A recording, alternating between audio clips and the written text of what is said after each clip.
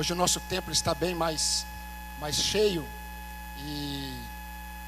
mas é uma alegria porque nós temos tomado todos os cuidados que nós devemos tomar, né? Os irmãos, hoje logo após o culto pela manhã, os irmãos higienizaram as cadeiras, para que os irmãos possam ter um pouco mais de segurança no contexto em que nós estamos vivendo.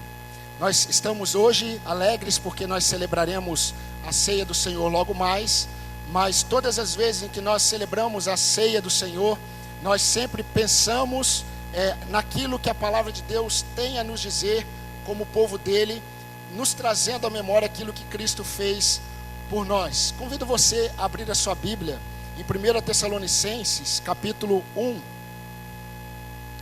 1 Tessalonicenses capítulo 1. Esta, como muitos acreditam, foi o primeiro texto, a primeira epístola escrita pelo apóstolo Paulo. Então estamos diante de nós com o primeiro texto em que Paulo escreveu às igrejas, e nós vamos perceber que é muito importante tudo aquilo que Paulo ele apresenta aqui, e ele depois ele continua na segunda epístola. Mas hoje eu gostaria de ler com você apenas os versículos 2 e 3, mas nós vamos pensar apenas no versículo 3, a parte inicial do versículo.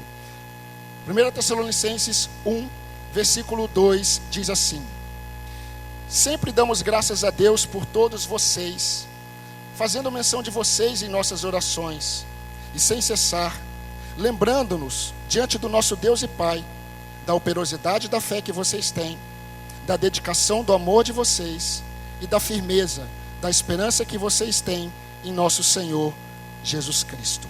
Amém. Meus queridos, diferente da lógica humana, Deus não separou Pedro para pregar aos gentios. Pelo contrário, nós percebemos que Deus separa Pedro, que era um homem que não tinha tanta afinidade com a lei. Deus separa Pedro para pregar aos judeus. E Paulo, que era um ex-fariseu, um homem letrado na lei, criado aos pés de Gamaliel, um grande referencial entre os judeus. Paulo, que na lógica humana deveria ser um instrumento de Deus para pregar aos judeus, Deus chama Paulo para pregar aos gentios. E Paulo percebeu isso logo no início do chamado dele. Paulo tinha um amor muito grande pelo povo dele, o povo judeu. Paulo diz isso quando ele escreve aos Romanos capítulo 9. Ele gostaria que o povo dele se rendesse a Jesus Cristo, mas Paulo tinha um amor muito grande pelos gentios. Paulo amou esse povo. A grande questão é que, um pouco diferente do povo judeu, os gentios, eles amavam a idolatria. O povo gentil era um povo envolvido na promiscuidade cultural. Era um povo em que a idolatria fazia parte da sua cultura. Eles estavam distantes da lei do Senhor. Eles estavam distantes do preceito do Senhor. Mas Paulo amou esse povo. E como nós vimos, queridos, Paulo, ele era um homem plenamente capaz intelectualmente. Um homem muito capaz para convencer pelo argumento humano filósofos. Paulo, ele era capaz para convencer com as suas próprias palavras. Ele era capaz de persuadir qualquer pensador da época, tanto judeu quanto gentil. Mas Paulo, assim como todos aqueles que andam com Cristo, ele era um homem convicto. Ele era um homem que tinha suas resoluções firmes. Quando Paulo vai aos Coríntios, Paulo disse assim aos Coríntios: olha, os judeus daqui, eles estão pedindo para mim sinais. Porque o que o judeu fazia era isso, mostra um sinal.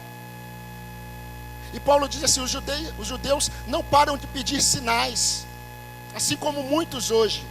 E Paulo diz assim: enquanto isso, os filósofos, os gregos, pedem sabedoria. Eles querem conhecimento humano. Mas eu decidi nada saber entre vocês, senão Jesus Cristo e esse crucificado. Eu prego a Cristo crucificado. Sabe por quê? Porque eu não quero que a fé de vocês esteja fundamentada em palavras persuasivas de homens, mas no poder de Deus. Paulo tinha essa convicção. Porque, queridos, Paulo, ele entendia que a mensagem da cruz confunde a lógica dos homens, homens que definem Deus segundo seus próprios conceitos caídos. Essa semana eu estava conversando com uma pessoa e ele começou a falar sobre os seus conceitos em relação a Deus. E que tristeza! O homem, ele cria conceitos em relação a Deus, e nos conceitos que ele cria, ele encontra uma lógica. Mas a mensagem do Evangelho é uma mensagem que confunde a lógica desses homens, que criam Deus de acordo com seus valores, de acordo com seus conceitos. Meus queridos, o Evangelho de Cristo, para mostrar que é uma boa notícia, ele aponta para a culpa do homem. Nenhum homem terá notícia do amor de Deus se ele não entender sobre a ira de Deus. É muito fácil falar para a pessoa: eu tenho uma boa notícia para você, porque o Evangelho significa boas novas. Eu perguntaria: mas qual é a má notícia? Porque eu só vou ter consciência da boa notícia se eu entender a má. E a má notícia é que todos pecaram e estão debaixo da ira santa de Deus. Mas esse Evangelho nós não ouvimos. Mas Paulo pregava esse Evangelho. O Evangelho que aponta para a culpa do homem, ao mesmo tempo que demonstra a graça de Deus, na manifestação da sua justiça em Cristo Jesus na cruz do Calvário. Por isso, queridos, quem entende a verdade do Evangelho, não tem questionamentos do tipo: por que Deus salva esse e não salva aquele? Quem entende o Evangelho, sabe que Deus, para ser justo, ele deveria condenar todos. Deus, para ser justo, ele teria que condenar todos, porque todos pecaram.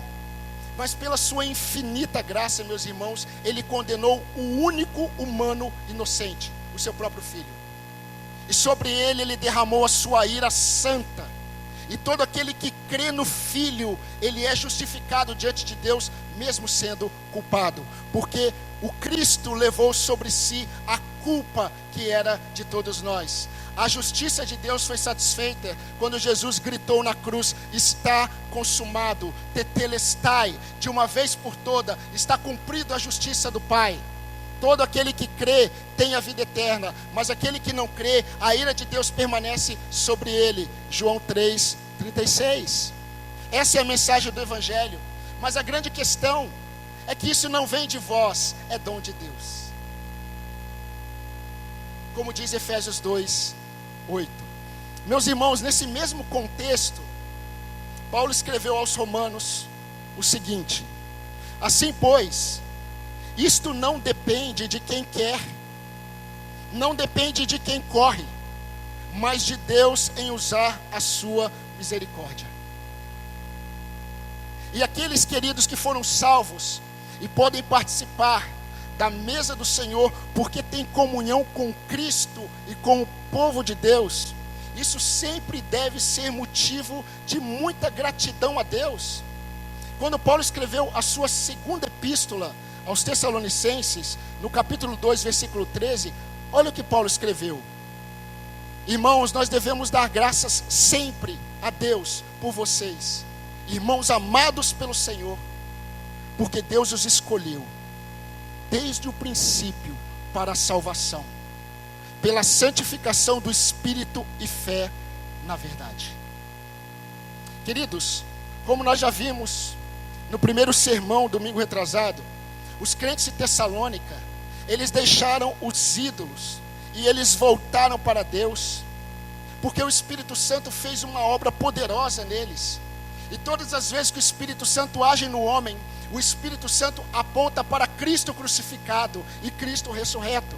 Porque é impossível um homem experimentar transformação poderosa sem que o Espírito Santo aponte esse homem para Cristo. E quando esse homem enxerga Cristo crucificado, enxerga a sua culpa em Cristo, ele é levado pelo Espírito a reconhecer o seu pecado e a se render em arrependimento e fé. Essa é a verdade do Evangelho. Nós precisamos perceber isso, queridos.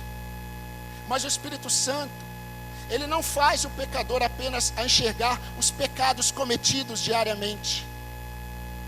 O Espírito Santo leva o homem a enxergar o pecado cometido em Adão, no qual todo ser humano é identificado, e toda a criação sofre as consequências. Todo aquele que nasce humano, ele nasce condenado no pecado de Adão. E o Espírito Santo revela isso. Somente o verdadeiro evangelho pode produzir uma mudança de mente na pessoa. Mudança de mente, não mudança de comportamento. Qualquer boa religião que se preze muda o comportamento de uma pessoa. Uma pessoa que vai para o budismo, para o islamismo ou para qualquer ismo, ele vai experimentar mudança de comportamento. Mas o evangelho não produz apenas mudança de comportamento. Ele é o poder de Deus, porque muda a mente da pessoa e dá à pessoa a mente de Cristo. E muda a cosmovisão, tudo aquilo que está em volta dela, todas as suas decisões, tudo aquilo que ela sente, tudo aquilo que ela busca tem a ver com Cristo. Ela pergunta para Cristo. Jesus é o alvo da vida dela.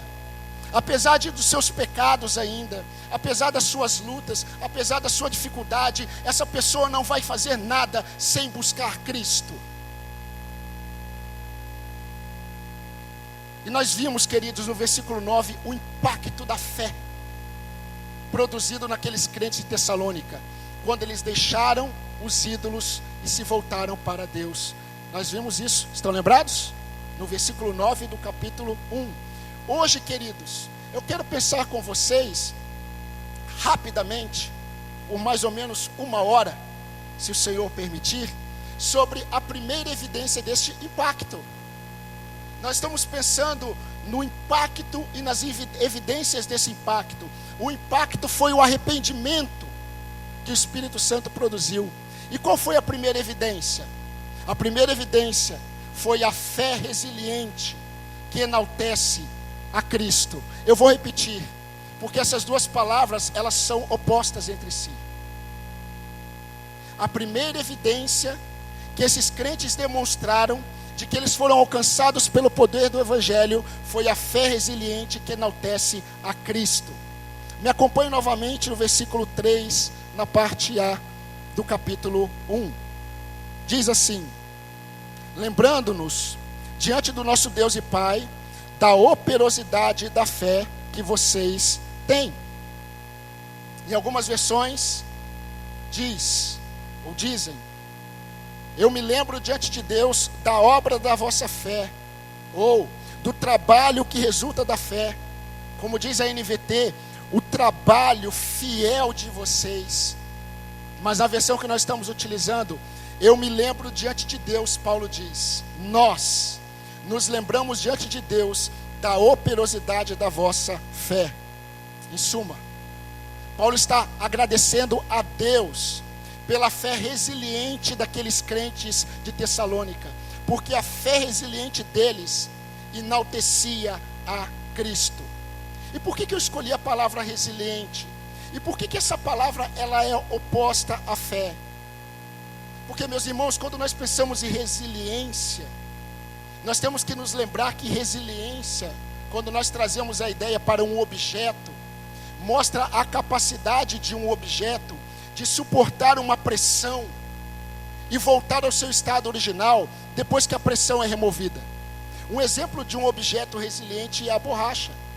Se você tem um sapato com uma sola de borracha, você pode torcer o seu sapato. Ele vai perder o formato original, mas depois que você deixa de exercer força, ele volta ao seu estado original.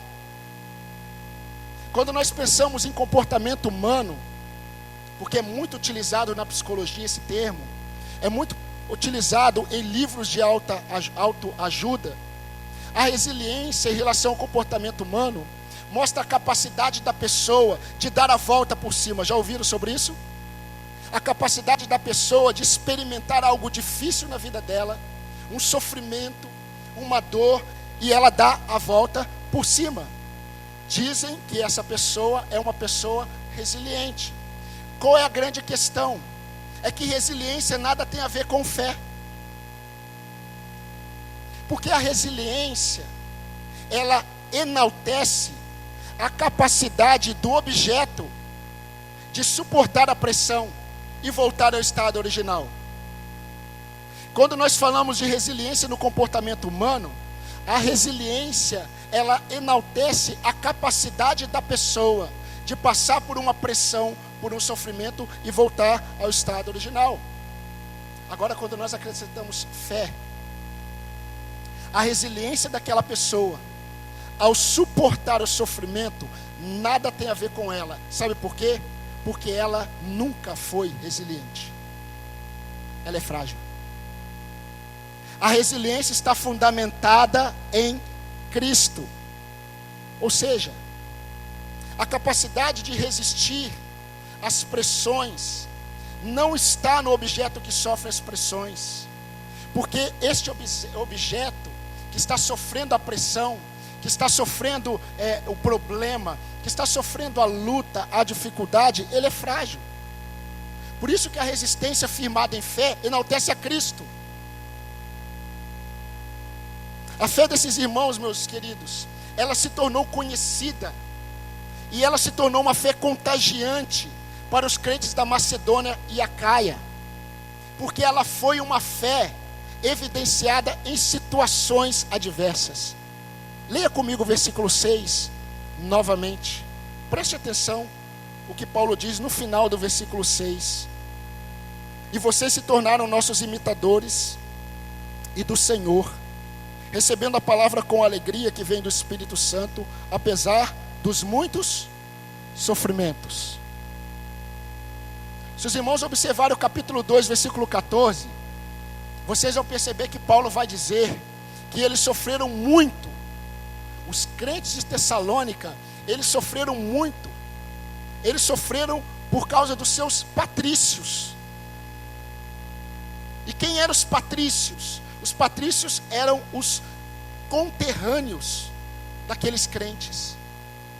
Muitos sofreram dos seus próprios familiares. E Paulo vai dizer assim no versículo 14 do capítulo 2. Ele vai dizer assim: olha, vocês imitaram a fé dos crentes da Judéia. Sabe por quê? Porque assim como eles sofreram oposição dos seus patrícios, vocês também suportaram grande sofrimento. Agora no versículo 18 do capítulo 2, Paulo vai falar de um outro elemento que surge para se opor a esses crentes. Ele vai falar de Satanás. Olha o que Paulo escreveu no versículo 18 do capítulo 2. Por isso quisemos ir até vocês, pelo menos eu, Paulo, por mais de uma vez, porém Satanás nos barrou o caminho. No capítulo 3, versículo 5, Paulo vai dizer que Paulo enviou Timóteo, porque Paulo tinha uma preocupação. Paulo disse assim: eu enviei Timóteo até vocês, porque eu estava temeroso de que o tentador, por causa do sofrimento de vocês, o tentador, ele viesse diante de vocês e o nosso trabalho fosse em vão entre vocês. Meus irmãos, os crentes de Tessalônica, eles estavam sofrendo forte oposição dos seus próprios parentes, forte oposição dos seus próprios conterrâneos, forte oposição de Satanás. Essa é a realidade da fé. Essa é a realidade da fé.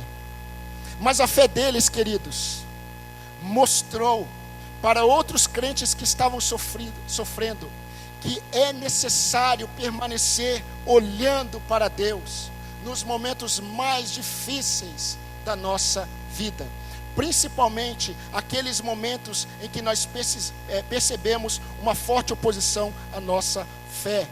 Queridos, o inimigo ele é incansável. O inimigo ele é incansável na arte da guerra. O inimigo não se ilude com a vitória do crente, aquela vitória naquele dia. Ele não se ilude com o crente que foi vencedor naquela tentação, naquela provação. Ele não se ilude, ele é paciente, ele espera uma próxima. Ele vai criar situações. Sabe por quê? Porque o nosso inimigo, ele é um leão. Ele é um leão devorador de fé. Ele não devora carne. Ele está bramando, ele está ao derredor dos crentes, buscando uma oportunidade para tragar a fé dos crentes.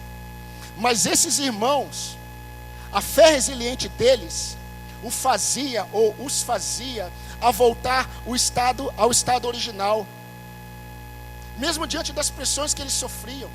E queridos, isso estava estimulando os demais crentes a caminharem.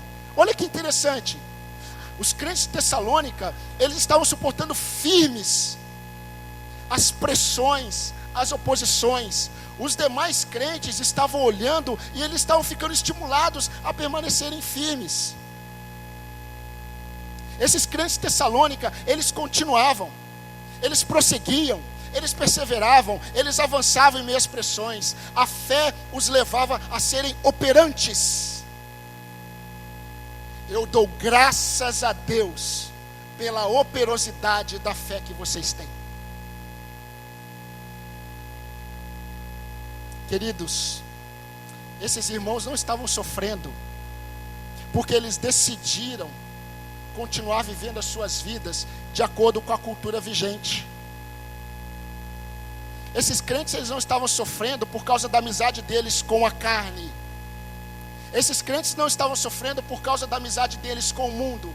Porque se você seguir o curso deste mundo, se você seguir o seu coração, você não vai sentir nenhuma oposição à sua fé. Essa é a verdade. É isso que nós temos observado. Meus irmãos, por terem sido alcançados pelo poder de Deus no Evangelho de Cristo, as suas vidas mudaram de direção. As suas escolhas não estavam se pautando mais nos desejos do coração deles. Eles estavam sofrendo. Sabe por que eles estavam sofrendo? Eles estavam sofrendo por causa da renúncia. A renúncia inerente à fé evangélica. E deixa eu reforçar isso para você. Existe um sofrimento inerente à fé em Cristo.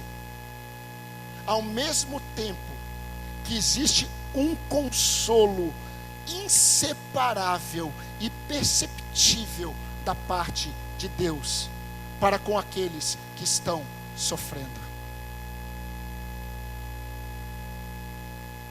Cabe ressaltar a vocês que Deus nunca deixou no ar, o nosso Deus nunca deixou no oculto essa realidade da vida cristã.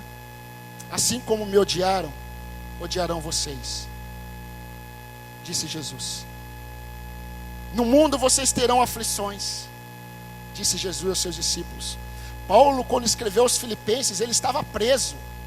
E Paulo disse assim em Filipenses 1:29: nos foi dado, irmãos, a graça de padecermos por Cristo e não apenas crermos nele. Paulo, em sua última carta, porque quando o crente morre, parece que a partir daí, se ele é um cantor, a partir daí ele começa a fazer sucesso.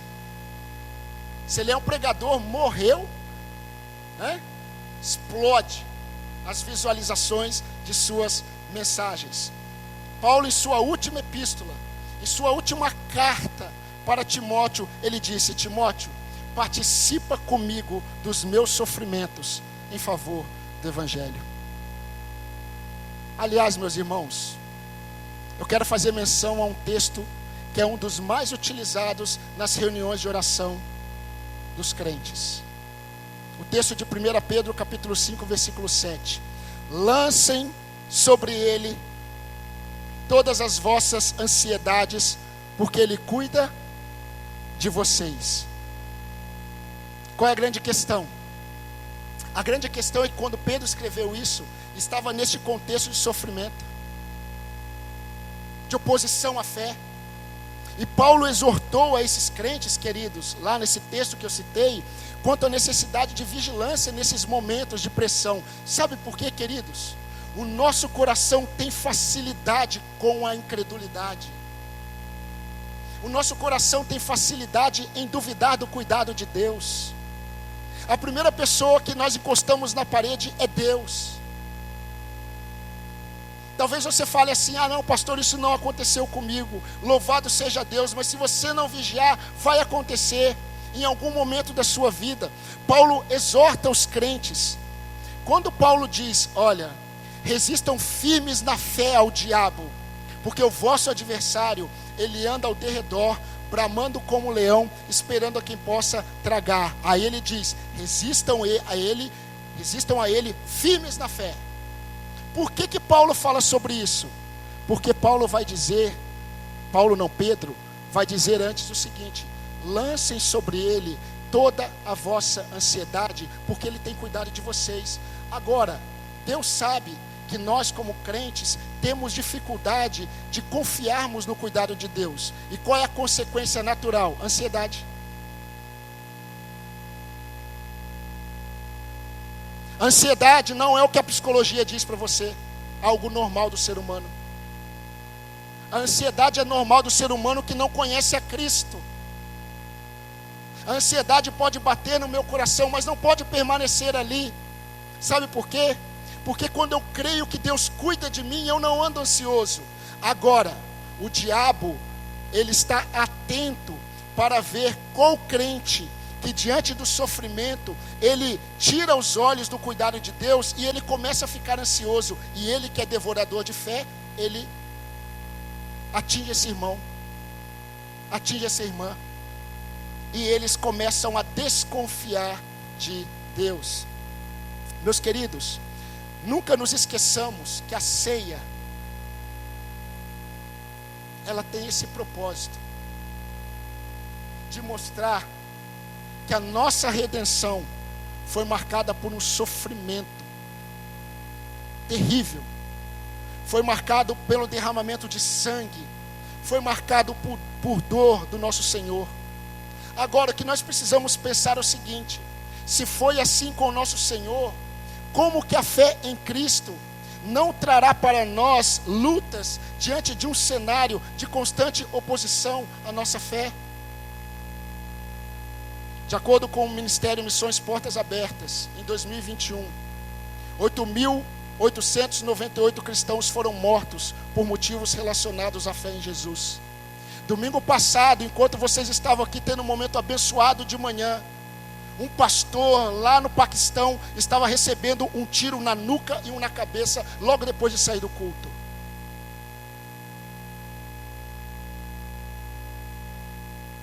Em 2021, 5.110 templos foram atacados e queimados.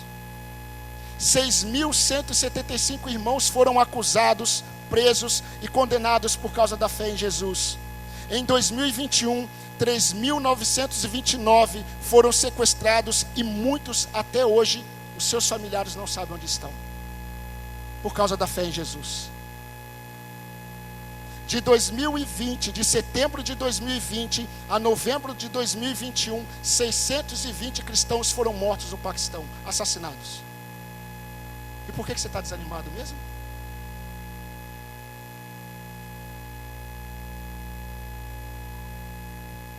A fé resiliente desses crentes em Tessalônica estava sendo exercida, estava sendo operante neste contexto de dificuldades e adversidades.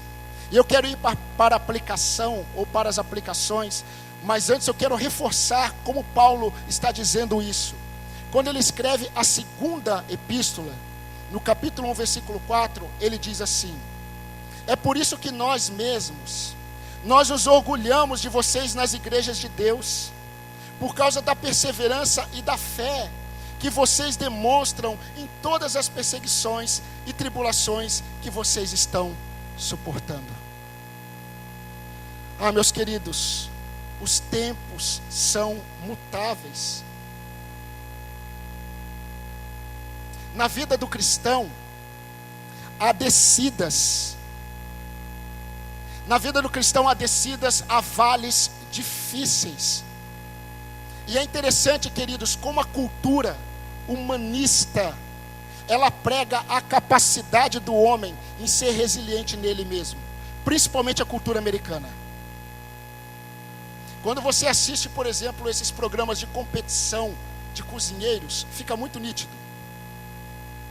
Quando a pessoa perde, ela vai dizer assim: eu percebi o meu potencial, eu saio desse momento muito mais forte e confiante em mim. eu não sou tão ruim assim. Se ganha, eu sou. Todos os filmes são assim. A cultura americana é isso. Mas isso tem a ver com o coração do homem, que enaltece o homem. Na perspectiva humanista, o homem é resiliente. Você tem que falar para o seu filho que ele é resiliente. Ele é capaz de superar todas as coisas. Ele é capaz de suportar todas as coisas. Qual é a grande questão? É que isso nada tem a ver com a mente de Cristo. Quando nós olhamos para a palavra de Deus, Deus sabe que nós não somos resilientes. Deus sabe que nós não somos resilientes em nossa própria estrutura. Davi disse isso, que Deus conhece a nossa estrutura e sabe que nós somos pó. Há resiliência em pó?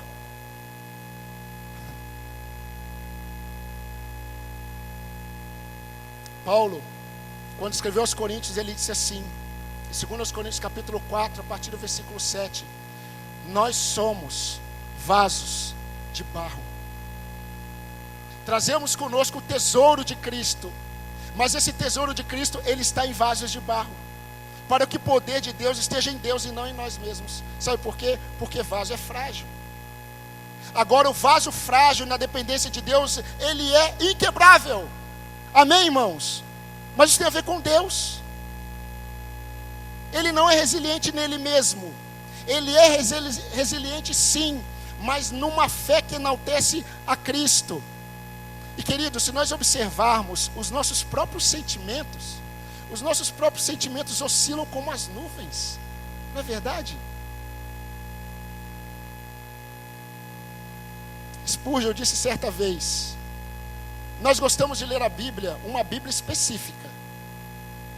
Nós gostamos de nos assentar em um lugar específico para cultuar e orar. Nós gostamos de determinados ambientes para adorarmos. E quando isso muda, nós já ficamos desconfortáveis, porque saímos da nossa rotina. Quando os irmãos da recepção, da administração, começaram a mudar os irmãos de lugar, pergunte para eles se eles tiveram que lidar com alguma carinha fechada. O desconforto surgiu só porque me tirou do lugar que eu sento. Eu, como pastor, quando eu vou orar por vocês, eu já disse, às vezes eu venho aqui e eu vou passando banco por banco, porque eu sei onde cada um senta. Então não ouse sentar em outro lugar, senão você não vai receber oração.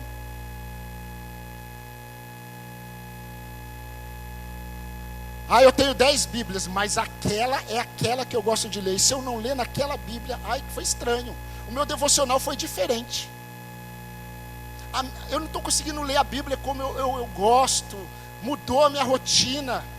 Nós ficamos desconfortáveis. Agora imagina quando uma circunstância altera toda a dinâmica da nossa vida. Por situações muito mais simples, nós já perdemos a alegria no Senhor. Muito mais simples. Queridos, nós já aprendemos que o nosso sofrimento não é um desvio de percurso. Sempre esteve na agenda de Deus. Sempre.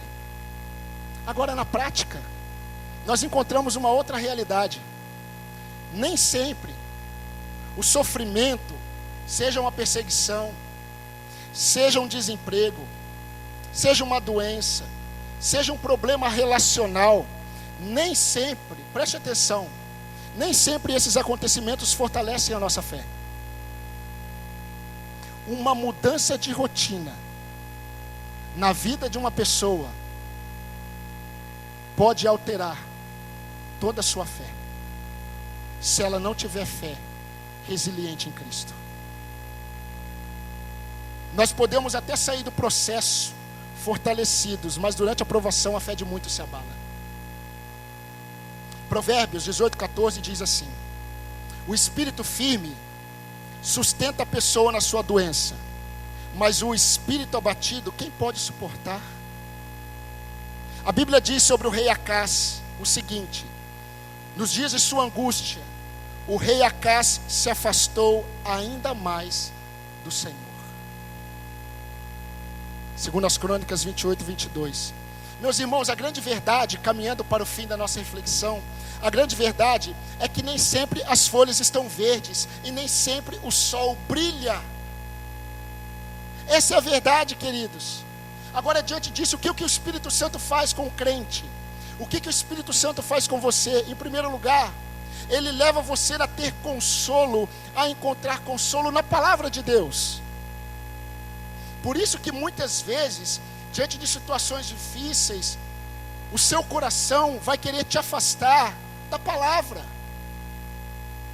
Porque o Espírito Santo, ele te conduz para a palavra, para que você receba consolo na palavra de Deus. Alegrei-me sobremaneira no Senhor, disse Paulo, estando preso, quando ele escreve aos Filipenses. Antes de ser decapitado pela espada de Roma, Paulo escreve a Timóteo: Timóteo, fortifica-te na graça que está em Cristo Jesus. Quando ele escreve aos Romanos, ele diz: sejam pacientes na tribulação. Jesus disse: tenham bom ânimo, eu venci o mundo. João 16, 33. Agora, um dos textos que para mim é um daqueles textos que mais traz para mim refrigério. Logo após Paulo dizer assim: nós temos este tesouro, Cristo, em vasos de barro, nós, para que o poder esteja em Deus e não em nós. Em tudo nós somos atribulados, porém não angustiados. Em tudo nós ficamos perplexos, porém nós não desanimamos. Em tudo nós somos perseguidos, mas nós não somos abandonados. Em tudo nós somos derrubados, mas nunca destruídos. Esse é o poder de Deus em vasos frágeis. A resiliência não está no objeto que sofre a pressão. A resiliência está em Cristo, que dá força ao objeto frágil. Esse consolo que vem da palavra de Deus está presente de Gênesis e Apocalipse. Então eu preciso acreditar, meu irmão, que quando a minha vida é alterada pelas circunstâncias, pelo sofrimento, principalmente devido à minha fé, a minha alma precisa descansar na rocha da minha salvação. Por isso que a palavra de Deus sempre vai nos conduzir para Ele, porque Ele é a rocha da nossa salvação. Mas existe uma segunda verdade. O Espírito Santo também direciona os nossos olhares para exemplos visíveis de fé resiliente. Foi exatamente isso que os crentes de Tessalônica se tornaram. Exemplos de fé resiliente para os crentes da Acaia e da Macedônia. Está lá nos versículos 7 e 8. Mas uma observação apenas. Todo aquele que Deus usa como modelo de fé para outro, ele está imitando a fé de alguém. Isso é interessante. No versículo 6 do capítulo 1, você pode ler novamente depois, Paulo ele começa dizendo assim: olha, vocês nos imitaram, vocês imitaram ao Senhor e a nós. Quando Paulo fala lá no capítulo 2, versículo 14, Paulo diz assim: vocês se tornaram imitadores dos crentes da Judéia. Olha que interessante isso, queridos. Paulo está dando graças a Deus porque eles eram referenciais de fé para os crentes da Macedônia e Acaia. Mas Paulo diz: vocês estão imitando a Cristo, vocês estão imitando a nós, e vocês estão imitando os irmãos da Judéia, que estão também suportando firmes. Ou seja, todo aquele que está resiliente na fé, ele não está olhando apenas para Cristo, ele está imitando a fé de outros irmãos. Paulo, ele escreveu aos crentes de Filipos assim, Filipenses 1,14: e os irmãos, em sua maioria, estimulados no Senhor pelas minhas algemas, ousam falar a palavra com mais ousadia. Ou seja, Paulo disse assim: os irmãos, eles olhando para mim, na minha cadeia, nas minhas algemas, e percebendo como eu lido em fé nas minhas algemas, eles estão sendo estimulados no Senhor a terem mais ousadia na fé deles. Paulo disse: sejam meus imitadores como eu sou de Cristo. Meus irmãos, isso é muito importante, preste atenção. Isso é muito importante. Deus fez questão de mostrar isso para Elias. Nós não somos os únicos que amamos ao Senhor. Nós não somos os únicos que estamos sendo cuidados e sustentados por Deus. Sempre existirão aqueles que nunca se dobrarão diante de Baal e estarão perseverando em fé, firmes na fé. E por muitas vezes, diante dos nossos sofrimentos, Deus vai elevar os nossos olhos, Deus vai levantar as nossas cabeças, para nós olharmos para outros irmãos. Foi isso que Pedro fez para os crentes, para quem ele escreveu a carta, a primeira carta. Foi exatamente isso. Quando Paulo escreveu para eles, Pedro escreveu para eles, Pedro disse assim: olha, resistam firmes ao diabo, resistam firmes a ele. Sabe por quê? Porque irmãos de vocês, em vários lugares do mundo, estão passando pelas mesmas provações, pelos mesmos sofrimentos. Queridos, as nossas lutas, elas nos levarão sempre a olharmos para as nossas lutas. Preste atenção nisso. As nossas lutas, elas sempre nos levarão a olharmos para as nossas próprias lutas. E qual é o perigo disso? O perigo é de nós cometermos o pecado da autocomiseração. E a autocomiseração é terrível. A autocomiseração eleva a nossa necessidade e ofusca o nosso olhar de enxergarmos as necessidades de outros que também estão sofrendo a mesma coisa, e talvez coisas piores. Meus irmãos, nós precisamos ter referenciais de fé. Nós precisamos ter referenciais de fé. Esse foi o propósito de Hebreus capítulo 11. Lembrando que Hebreus capítulo 11, ele culmina no capítulo 12, versículo 2 e 3, que nós devemos ter os nossos olhos fitos em Jesus, autor e consumador da nossa fé. Mas ele deu uma lista de crentes do Antigo Testamento que andavam com Deus. Nós precisamos ter referenciais de fé sem idolatrá-los, porque você só será referencial de fé quando você estiver olhando para Cristo e olhando para outros homens e mulheres que andam com Deus. Enquanto você ficar ouvindo pessoas que não andam com Deus, você não vai andar. Enquanto nos momentos difíceis você ficar ouvindo essas palavras de autoajuda, você nunca permanecerá firme em Cristo. Você não precisa ouvir que você é capaz, você precisa ouvir que em Cristo você consegue. É isso. Até hoje, Spurgeon, Thomas Watson, Joe Owen, Jonathan Edwards, Leonard Ravenhill, A.W. Tozer e outros irmãos, e muitos irmãos que estão vivos, influenciam a minha fé e o meu ministério e a minha pregação. Todos os dias eu ouço pelo menos 2 mensagens desses homens. E eu sou confrontado todas as vezes por Deus. E eu louvo a Deus todas as vezes que eu oro por esses referenciais de fé. E eu quero terminar mostrando para você como a fé resiliente ela é na prática. A fé resiliente, querido, ela é realista. A fé resiliente ela é realista, mas não depende do que está acontecendo, mas ela depende de Deus. A fé resiliente ela não é otimista e nem pessimista. Sabe por quê? Porque a fé resiliente ela não depende desses 2 sentimentos para ter a sua definição de confiança em Deus. Ela é perseverante na verdade de que o Senhor é bom e as suas misericórdias duram para sempre.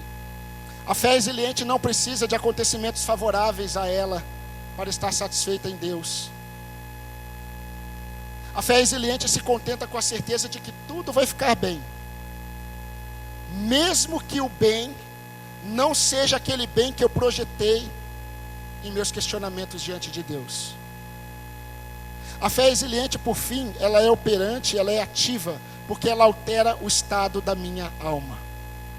Muitos aqui vão se lembrar do tempo em que jogavam bola.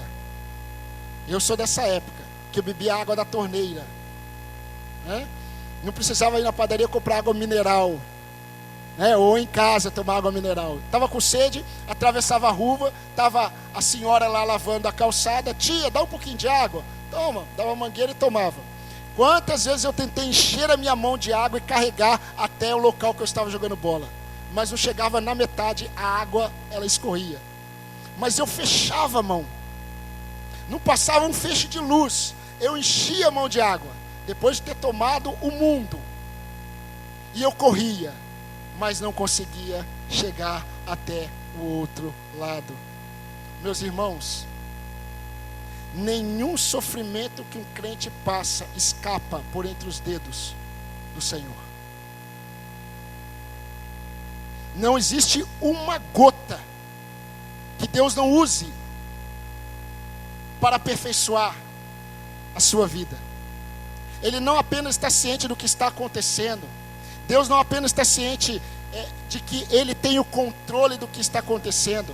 Deus está administrando cada momento a conta gotas, porque Ele está elevando a sua fé, não em você, nele. Ele quer tornar você exemplo de fé para outros. Por isso que quando você passa por um momento difícil na sua vida e tem experiências com Deus, você não deve se calar, você deve contar, você deve dar testemunhos, você deve contar para outras pessoas que estão passando pelo mesmo momento, para que elas confiem em Deus. Spurgeon disse certa vez que Cristo cuida para que o crente não perca nada na fornalha da aflição, apenas as suas impurezas. E é verdade. Mas o meu fim nunca acaba, né?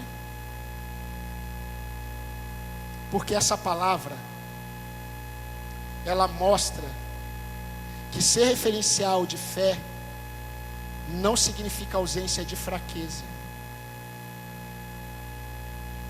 Paulo, quando ele escreve nessa carta, os irmãos vão perceber, quando Paulo envia Timóteo até eles, Paulo diz assim: eu estou enviando Timóteo para fortalecer e dar ânimo a vocês, diante das provações de vocês. Ué, mas Paulo não está agradecendo a Deus porque eles eram crentes que estavam sendo exemplos para outros, de fé, em momentos difíceis? Sim.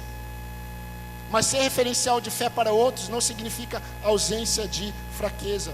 A nossa fraqueza, queridos, grave isso, a nossa fraqueza, ela não significa muitas vezes ausência de fé, apenas expõe a nossa necessidade de Deus. Por isso que Paulo disse: eu me alegrarei e me gloriarei nas minhas fraquezas. A mensagem da ceia, ela não apenas aponta para o sofrimento de Cristo, e não apenas também mostra que nós iremos sofrer por causa de Cristo. A mensagem da ceia aponta para a vitória de Cristo e aponta para a nossa vitória, porque onde Cristo está é o lugar em que nós devemos permanecer, seja pela aflição, mas também na vitória. Essa foi a oração de Jesus ao Pai. Ele disse assim: Pai, desejo que onde eu estou estejam também aqueles que o Senhor me tem dado do mundo, para que eles vejam a minha glória, a glória que o Senhor me deu. João 17, 24. Como está o seu coração?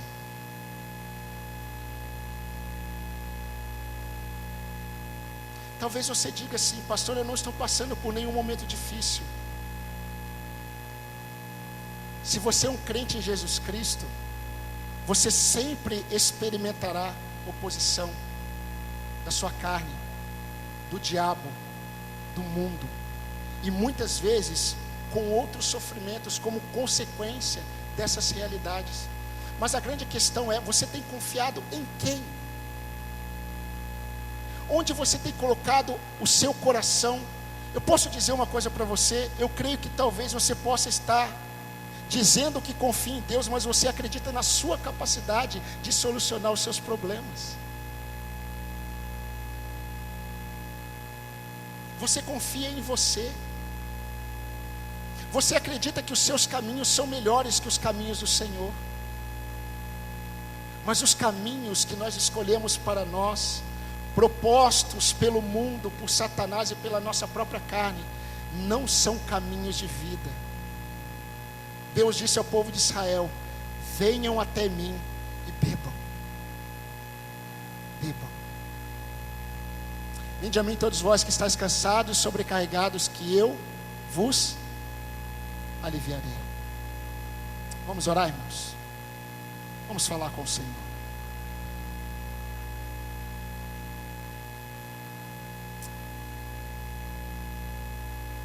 Eu gostaria que nesse momento você orasse a Deus. Independente da realidade que você está vivendo, será que você hoje pode dizer que você tem sido um instrumento nas mãos de Deus, como exemplo de fé, resiliente? Não significa ausência de luta, mas uma fé que confia unicamente em Cristo. Será que você pode afirmar diante de Deus que Ele é o seu refúgio, Ele é a sua rocha, Ele é o socorro bem presente nos dias da angústia? Será que você pode dizer isso? Será que para você Deus não esteja nessa noite perguntando aquilo que Deus perguntou para Adão certa vez: onde você está, Adão? Porque Adão estava num lugar onde ele não deveria estar. Ele deveria estar de pé diante de Deus, ele não estava. Talvez essa seja a noite do Senhor restaurar a sua fé. Talvez essa noite seja a noite do Senhor produzir a verdadeira fé no seu coração e te salvar em Cristo Jesus. Eu não sou um pastor que costuma fazer apelos, mas eu apelo a você, que você responda a Deus e fale com Ele. Basta que Ele veja aquilo que você está respondendo a Ele. E eu creio que aquilo que Ele propôs fazer nesta noite na sua vida, Ele já está fazendo pelo poder do Espírito Santo.